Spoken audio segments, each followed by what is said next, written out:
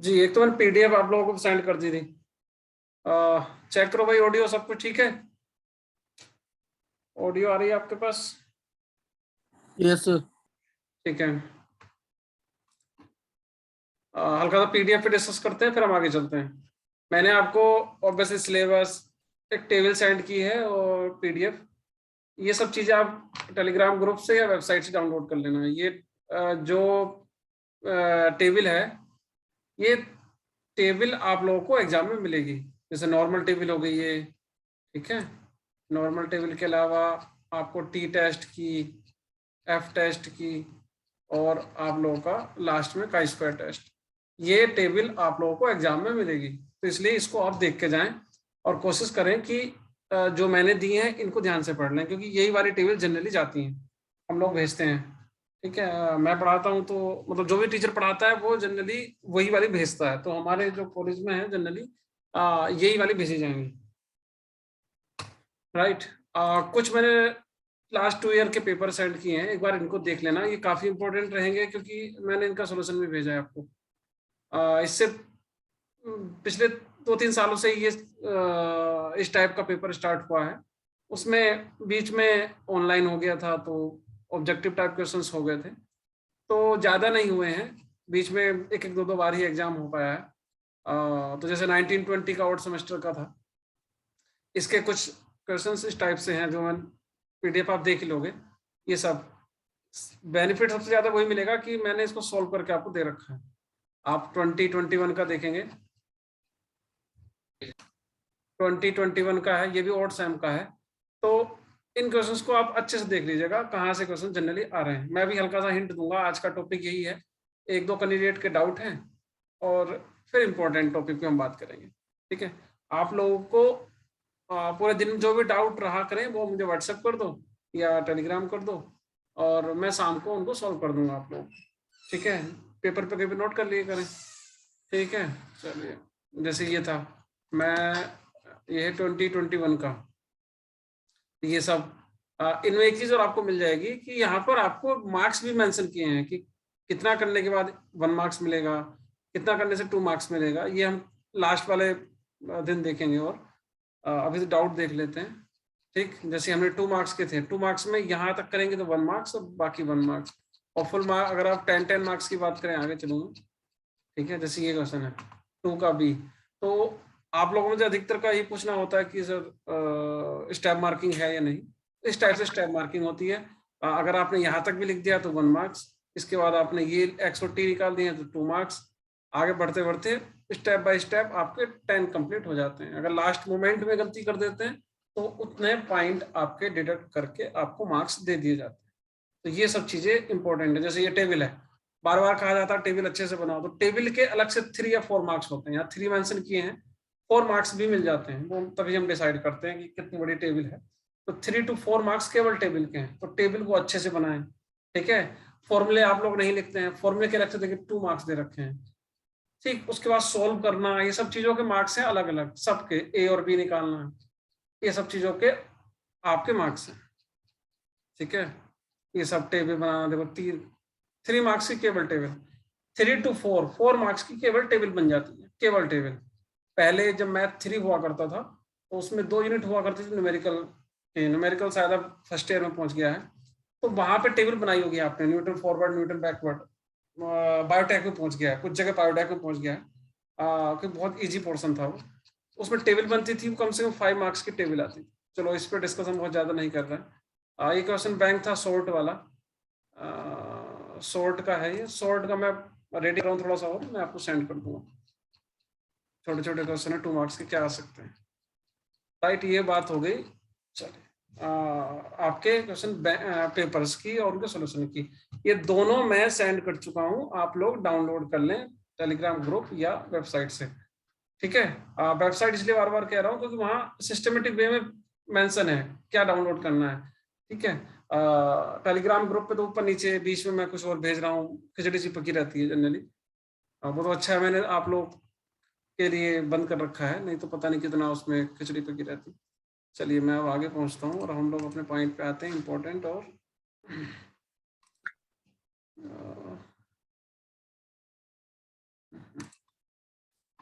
जी check करें जरा, annotation और ऑडियो ठीक है तो मैं आगे बढ़ूं? Yes sir. ठीक है। हाँ देखिए, आज के डाउट में मैंने 2-3 डाउट्स उठाए हैं कुछ लोगों के, वही अधिकतर तो वही था इम्पोर्टेंट क्वेश्चंस पर। ठीक है, कुछ इम्पोर्टेंट सेकंड यूनिट का पूछ रहे थे, कोई थर्ड का पूछ रहा है, कोई फोर्थ का पूछ रहा है। लास्ट में क्वेश्चन ये आया मेरे पास अभी कि मल्टीप्लायर 1 - 1 ऐसे ले लें तो क्या हम दूसरा वाला ये ले सकते हैं? उसने कहा -1 1 और 1 ये चीजें, तो 1 बाय 1 डिस्कस कर रहे हैं हम लोग। पहला जो था इम्पोर्टेंट सीरीज का, तो ऑब्वियसली इम्पोर्टेंट तो मैं आज डिस्कस करूंगा। इसके बाद यूनिट 2 की इम्पोर्टेंट, यस इसको भी मैं देख लेता हूँ। सर हाँ जी बोलो भाई,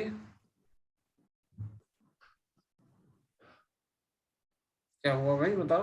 फर्स्ट यूनिट में वो सर उसमें कंफ्यूजन हो रहा था, वो होमोजेनियस नॉन होमोजेनियस मतलब पता कैसे चलेगा उसमें कौन सी इक्वेशन है ये? होमोजेनियस और नॉन होमोजेनियस में? हाँ मतलब कांस्टेंट कोएफिशिएंट हो, मतलब इक्वेशन देखते एकदम पता नहीं चलता कि इसमें कौन सी चीज नहीं कौन सा नहीं फॉलो ऐसा आना है इसमें मेथड। ऐसा नहीं है, ऐसा नहीं है, आराम से पता चल जाता है। ठीक है, उसमें क्या है कि कांस्टेंट कोएफिशिएंट की अगर बात कर रहे हैं आप, जैसे ये है सपोज है del square y upon del x square, तो यहाँ पे जो कांस्टेंट होता है 1 2 3 तो कांस्टेंट है। और अगर यहाँ पे नहीं है, सपोज एक्स स्क्वायर है वाई स्क्वायर है, तो नॉन कांस्टेंट है।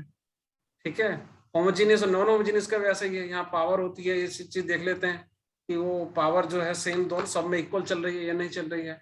अगर आप मेरा पहला वाला लेक्चर देखेंगे, होमोजेनियस में अगर आप मेरा फर्स्ट लेक्चर देख लेंगे तो उसमें मैंने स्टार्टिंग में बताया कि होमोजेनियस और नॉन होमोजेनियस में क्या डिफरेंस है, तो उसी से पता चल जाता है।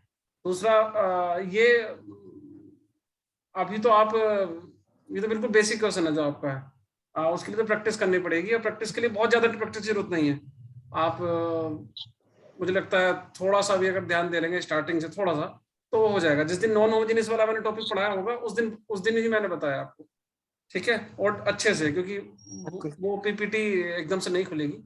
इसलिए मैं कहता हूँ कि अगर मुझे पहले से बता दो तो मैं पीपीटी तैयार रखूँ। जैसे मैंने अभी के लिए ये मैंने पीपीटी तुम लोग तैयार कर ली थी, एक बच्चे ने भेजा था, तो मैंने पहले उठा के रख ली है। मैं बार बार इसको उठाऊंगा, कभी री ओपन करूंगा, कभी इधर ओपन करूंगा, तो टाइम ज्यादा लगता है। तो अगर मुझे पहले ही पता हो कि आप लोग क्या पूछने वाले हैं, तो मैं उसको उठा के रखूंगा पहले ही। जैसे एक बच्चे ने ये पूछा था मुझसे अभी, ठीक है, तो मैंने इन दोनों को कॉपी करके अपनी पीपीटी में तैयार कर दिया है। इसके बाद मैंने इसको सॉल्व करने के लिए मैं वैसे ही बता देता, लेकिन मैंने बुक से उठा के आप लोगों को बताऊंगा कि आप लोग बुक्स को या मेरे नोट्स को क्यों नहीं पढ़ते हैं। वहां पे मेंशन है मेरे नोट्स में भी। ठीक है, तो मैं आपको बता रहा हूँ इसलिए। चलिए, तो मुझे लगता नहीं कोई बहुत बड़ा काम है, वो तो बहुत ईजी पोर्शन है जो आप की बात कर रहे हैं। एक बार फिर देखो, नहीं ओके तो सर फिर ओके। मुझे बता देना, मैं कल फिर उस पर डिस्कस कर लेंगे, जिससे मैं नोट्स को उठा के पहले ही आपको बता दूं। ठीक है, मेरे नोट्स जो हैं आपको ओके सर 5 यूनिट के अलग अलग हैं, आप उनको भी पढ़ लेंगे तो बात बन जाएगी। तो सर है इम्पोर्टेंट वो मेरे पास है वो मेरा। एक बार देख लेना। एक बच्चे ने ये पूछा था कि जो मल्टीप्लायर है वो -1 1 और 1 है, क्या हम दूसरे मल्टीप्लाई ये ले सकते हैं? नहीं, ऐसे मल्टीप्लायर हम लोग नहीं ले सकते हैं। ठीक है, जिससे देखने में आपको लग रहा होगा, जैसे कह रहा था इसने क्या लिखा है आगे, C1 और C2 अलग अलग आ रहे हैं, क्या मेरा सोल्यूशन सही है? ये उसी का एज इट इज मैंने कॉपी कर दिया है। तो C1 C2 देखने में उसको लग रहे होंगे, उसने आंसर मुझे बताया नहीं, लेकिन मुझे मालूम है कि C1 और C2 दोनों देखने में एक जैसे नहीं हैं, लेकिन वो एक्चुअली में दोनों एक ही हैं। उसको लग रहा है देखने में अलग अलग हैं, लेकिन वो एक ही होंगे। ठीक है, अगर वो आंसर भेज देता तो मैं और अच्छे से बता देता। तो ये नहीं होंगे। ऐसा क्यों? क्योंकि यहाँ देखो, ये -1 1 और 1 है, अगर मैं -1 से मल्टीप्लाई कर दूं तो ये कन्वर्ट हो जाएगा 1 -1 और -1, ये इसने ले लिया है। तो ऐसा नहीं ले सकते। चलिए, जैसे कोई बच्चा कह रहा है 1 1 और 1 ले लूं, एक -1 -1 -1 ले लूं, नहीं, दोनों सेम है, इसको नहीं लेंगे। अब आगे बढ़ते हैं। एक बच्चे का जो बच्चे ने पूछा था, वो पूछा था ये वाला क्वेश्चन, उसने ये पूछा था कि यहाँ पे जो डिग्री ऑफ फ्रीडम है, अधिकतर मैक्सिमम, मैंने सभी क्वेश्चंस में, ये अधिकतर teachers degree of freedom n-1 बताते हैं, n-1। एक काई स्क्वायर का फॉर्मूला चल रहा है, पीछे जाओ जरा। And the first proof of this page ... goodness of fit का बात चल रही है पॉइजन की हेल्प से, तो इसमें डिग्री ऑफ फ्रीडम n-1 होता है। टी टेस्ट में भी n-1 होता है जनरली, इन सभी में n-1 ही होता है, ठीक है। काई स्क्वायर में भी n-1 या c-1 और r-1 होता है, ρ-1 होता है, जनरली मतलब n-1 होता है। लेकिन यहाँ पर उस बंदे ने, जो भी स्टूडेंट है, मुझसे पूछा है कि सर यहाँ अचानक से ये क्या कर दिया है, डिग्री ऑफ फ्रीडम को देखो। आप में से हो सकता है कुछ स्टूडेंट ने, मैं उन्हीं चीज को उठाता हूँ जनरली जो बाकी सबके लिए भी इंपॉर्टेंट है, केवल एक ही स्टूडेंट के लिए इंपॉर्टेंट है तो मैं उसको डिस्कस नहीं करूंगा क्लास में। आप में से कुछ ने ये क्वेश्चन किया होगा, कुछ ने टच ही नहीं किया होगा, जिन्होंने नहीं किया है तो उनको समझा दूं मैं, या जो अटक गए हैं उनके लिए है। बाकी जो क्वेश्चन सबके लिए नहीं होते मैं उनको क्लास में डिस्कस नहीं करूंगा, सबका टाइम वेस्ट नहीं करूंगा। ऐसे बहुत से क्वेश्चन है छोटे छोटे, वो पर्सनली मुझसे पूछ ले जाएंगे। चलिए, तो इसके लिए मैंने क्या किया था, क्योंकि मुझे पहले ही दिन में दे दिया है, तो मैंने क्या किया, वैसे ही मैंने मेरे नोट्स में भी था, लेकिन मैं फिर बता दूं, फिर मैंने यहाँ से कॉपी कर लिया बुक का ही पार्ट, जिससे मैं आपको समझा सकूं। ये काई स्क्वायर का रूल है, ये फॉर्मूला है। मैं आगे बढ़ा जरा, मैं आपको एक चीज दिखा देता हूँ जरा। जी, क्या दिखाना चाह रहा था मैं, ये तो काई स्क्वायर की जो अप्लाई होगी उसकी कुछ कंडीशंस थी, ये आपने पढ़ी नहीं होगी ध्यान से वहां पे। मैंने हिंट जरूर दिया होगा क्योंकि काफी टाइम पहले रिकॉर्डेड है, तो मुझे बहुत अच्छे से याद नहीं आ रहा। मैंने जरूर ध्यान से बताया होगा। उसमें क्या है कि एक नंबर, एक तो यहाँ देखो ये है, and the total number of frequency should be reasonably large, it difficult to say what, मतलब ये कहना कि बहुत लार्ज कितना होता है ये तो नहीं कह सकते, लेकिन तब भी उसने कहा कम से कम 50 होना चाहिए, फ्रीक्वेंसी 50 होनी चाहिए टोटल टोटल टोटल टोटल। अब हमारे पास जो इन्होंने क्वेश्चन दिया है उसमें टोटल फ्रीक्वेंसी 50 से ऊपर है, बिल्कुल ठीक, ये तो ठीक है, समझो मैं क्या कह रहा हूँ, 50 से ऊपर है, बिल्कुल ठीक है। आगे बढ़ो जरा। उसके बाद इसने कहा no theoretical social frequency should be small, कोई फ्रीक्वेंसी छोटी नहीं होनी चाहिए, ठीक है।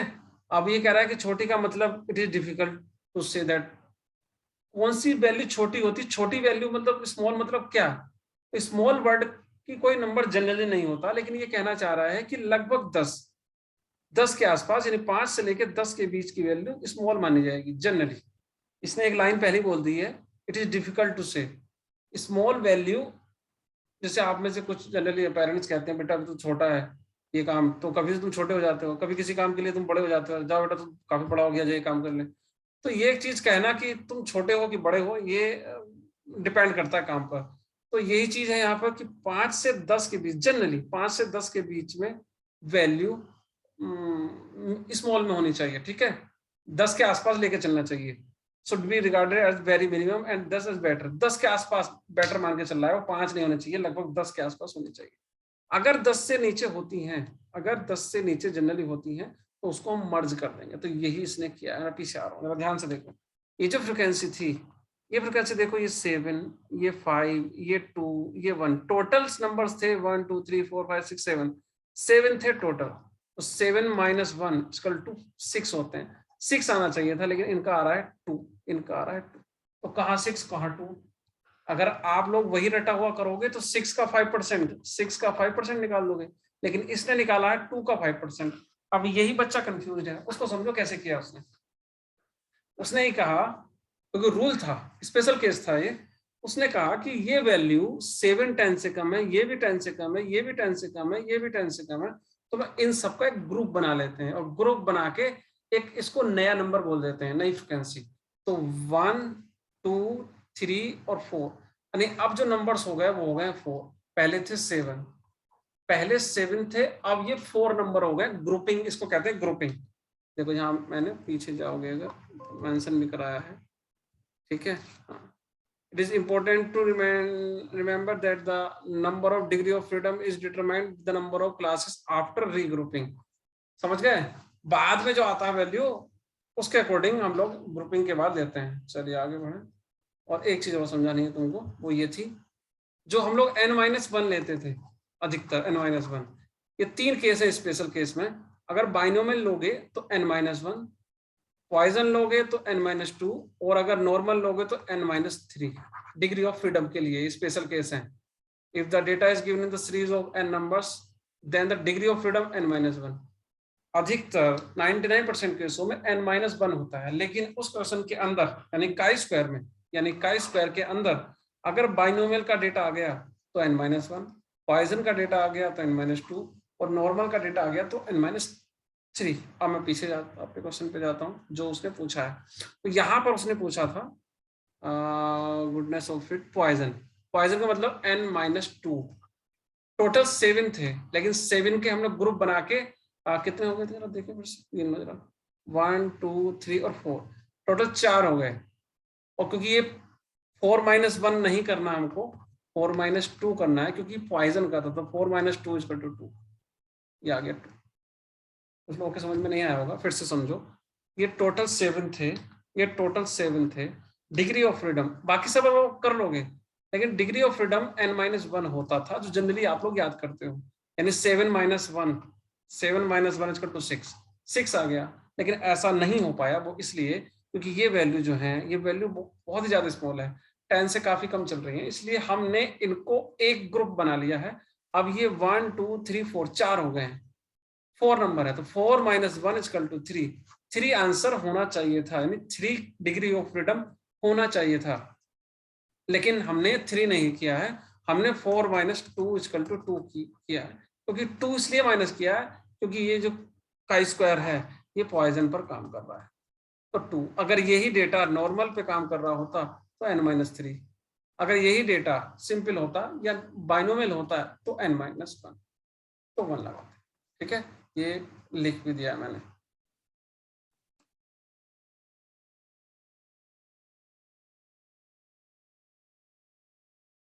ये तो थी उस बच्चे की क्वेरी जिसके ये प्रॉब्लम था। आगे चलते हैं, कुछ इंपॉर्टेंट टॉपिक पे बात कर लें हम लोग, जो अधिकतर स्टूडेंट पूछ रहे हैं। ठीक है, जरा देखें।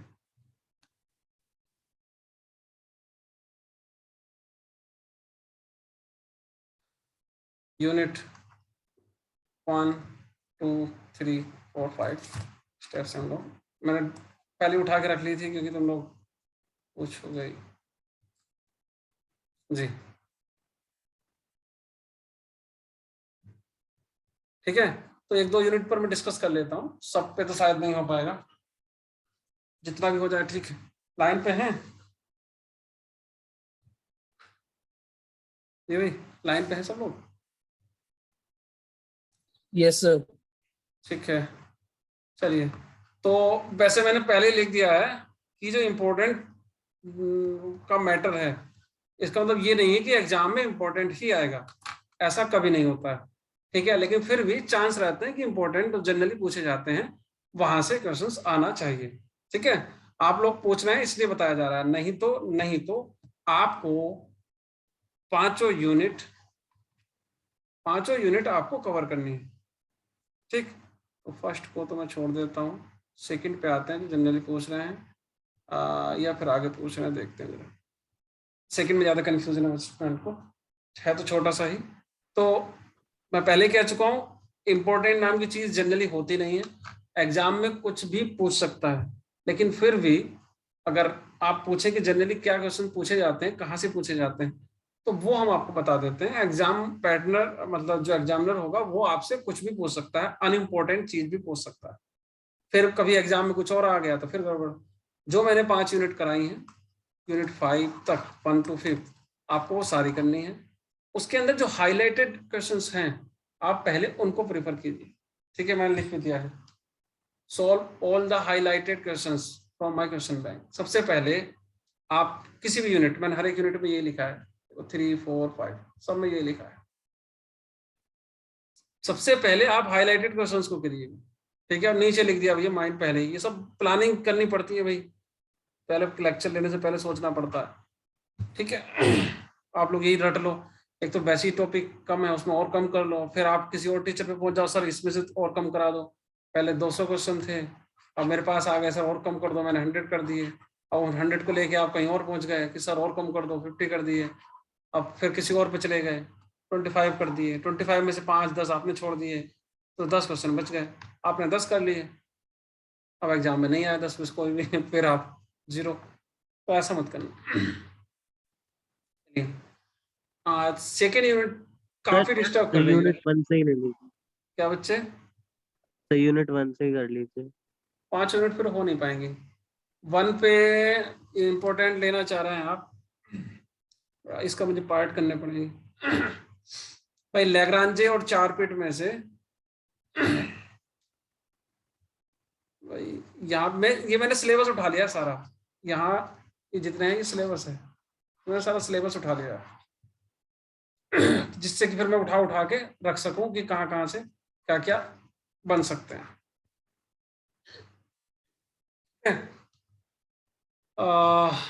1 को अगर आप देखें, 1 के पार्ट करने पड़ेंगे मुझे, क्योंकि इसके CF और PI और वो सब चीजें करनी पड़ेंगी, ये मैंने नहीं की थी। इसको अभी रुक जाओ आप, इसको अभी रुक जाओ फर्स्ट को, ठीक है। इसके मुझे पार्ट करने पड़ेंगे, तब जल्दी जल्दी मैंने उठा के डाल दिए हैं, ऐसे ऐसे सिलेबस जो था आपका मैंने उठा के डाल दी है। तो अभी रुक जाओ इसके फर्स्ट यूनिट को, क्योंकि 5 यूनिट तो वैसे भी नहीं कवर हो पाएंगे, और हो जाए तो अच्छा है, फिर घूम के आ जाएंगे। Classification of linear partial differential equation of second order. देखिए ये पोर्शन सॉर्ट में आता है, इसको करना बहुत ईजी है। तो इसको इंपॉर्टेंट नॉन इंपॉर्टेंट कुछ मानो या मत मानो, ठीक है। ये सॉर्ट का क्वेश्चन है, मुश्किल से सभी कर लेंगे, इसको करने की कोई जरूरत, मतलब ऐसी सभी लोग 100% इसको तो कर ही लीजिए, इसको 100% कर लीजिए, ठीक है। ये वेरी इजी है, इजी है, तो क्यों छोड़ रहे हो? यहां से 2 मार्क्स 100% आएगा, और ये 100% बच्चा कर ही देता है। तो सबसे पहला पॉइंट आप कर लीजिए, नंबर 1। दूसरा, इसको उठा के यहां डाल दीजिए, वेरी वेरी इंपॉर्टेंट, वेरी नहीं मैं कहूंगा वेरी वेरी वेरी इंपॉर्टेंट में डाल दीजिए। सेपरेशन ऑफ वेरिएबल आपको करना ही है इस पूरी यूनिट में, अगर आपको पकड़ बनानी है तो एक यही टॉपिक ऐसा है जो सभी में अप्लाई होगा।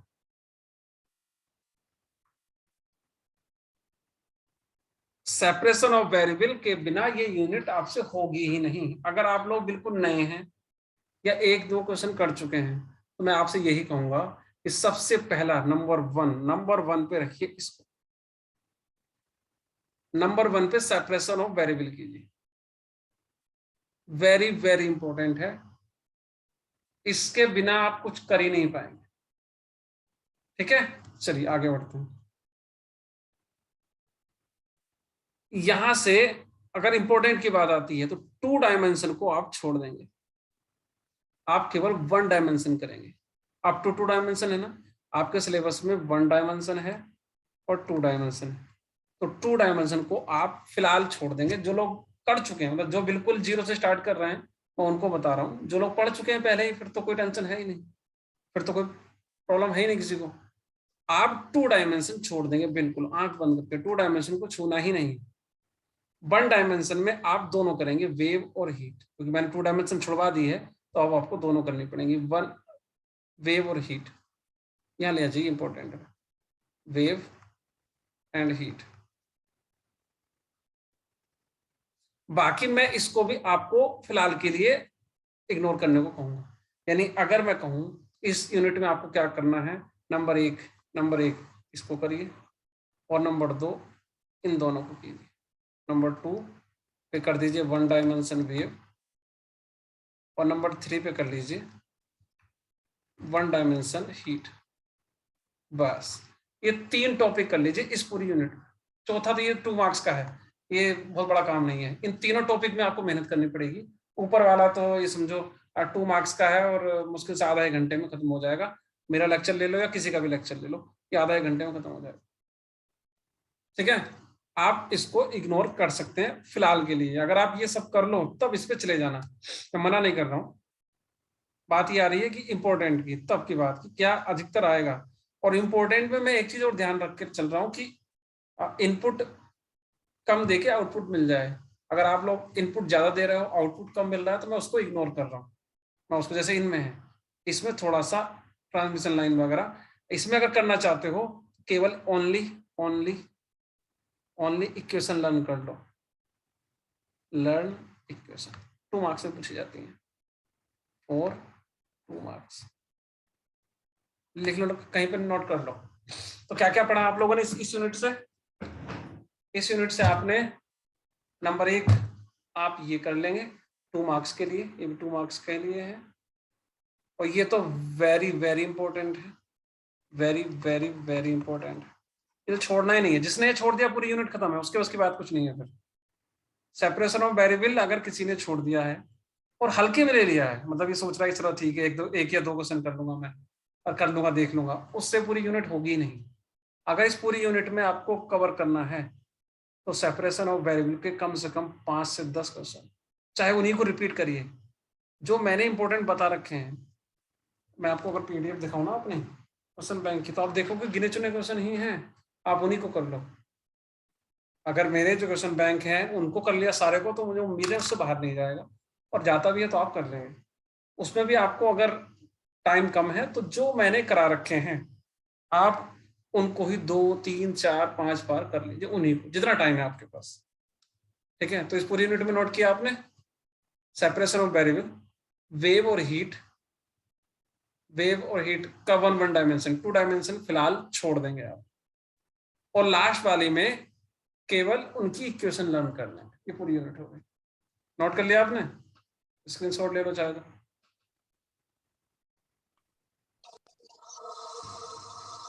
आगे बढ़े?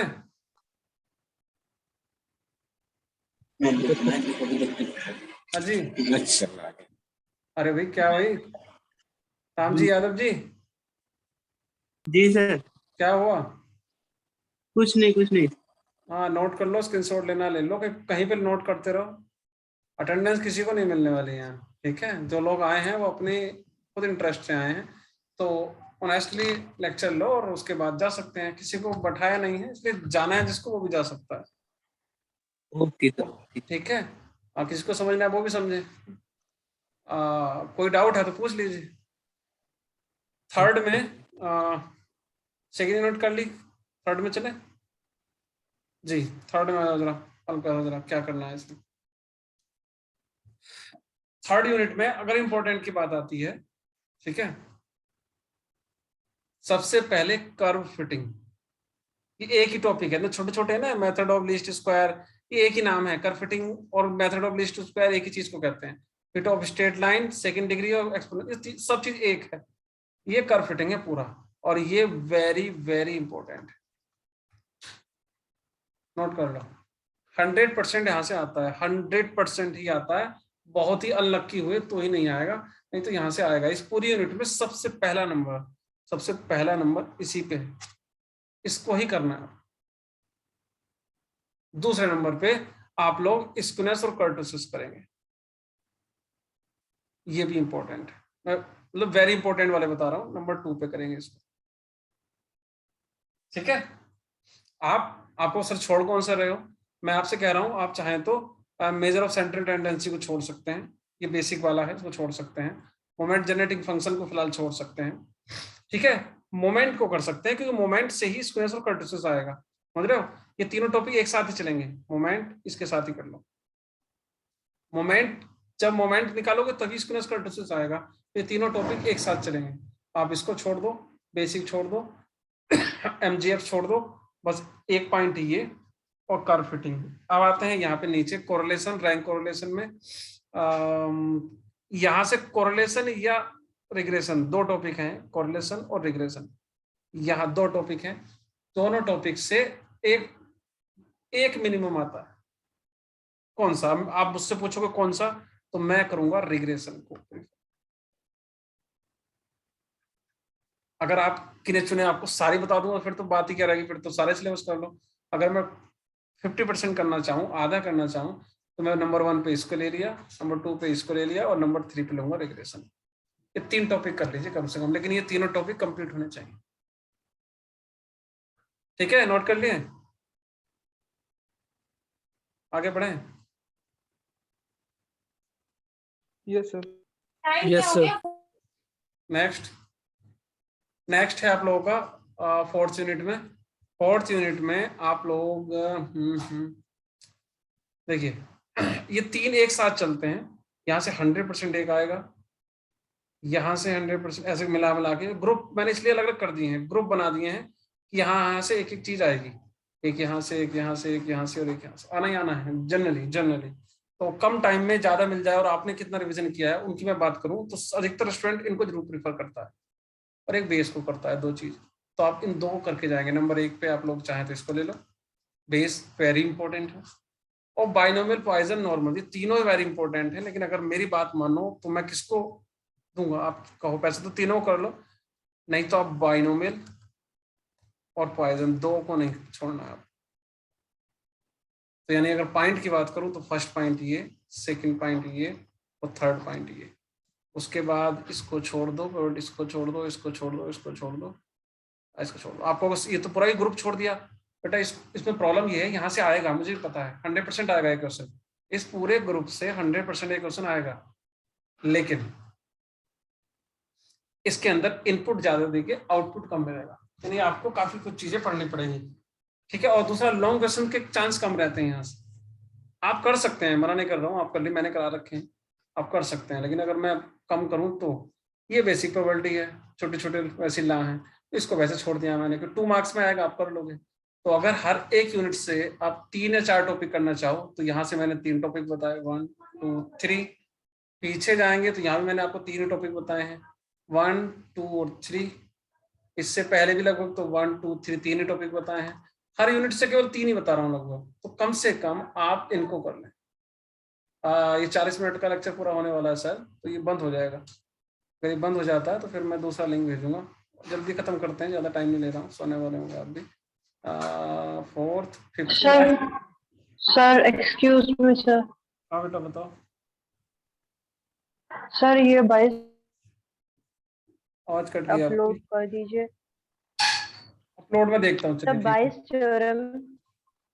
जब 22 बेटा बड़ी केवल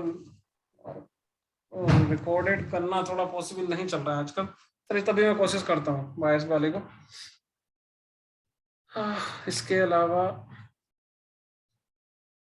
5th यूनिट में मैं डिस्कस कर लेता हूँ जल्दी से, ये लेक्चर ऑटो कट हो जाएगा, जो मिनट्स 5 मिनट की होती हैं जी। अगर मैं 5th यूनिट की बात करूं आप लोगों के, तो इसके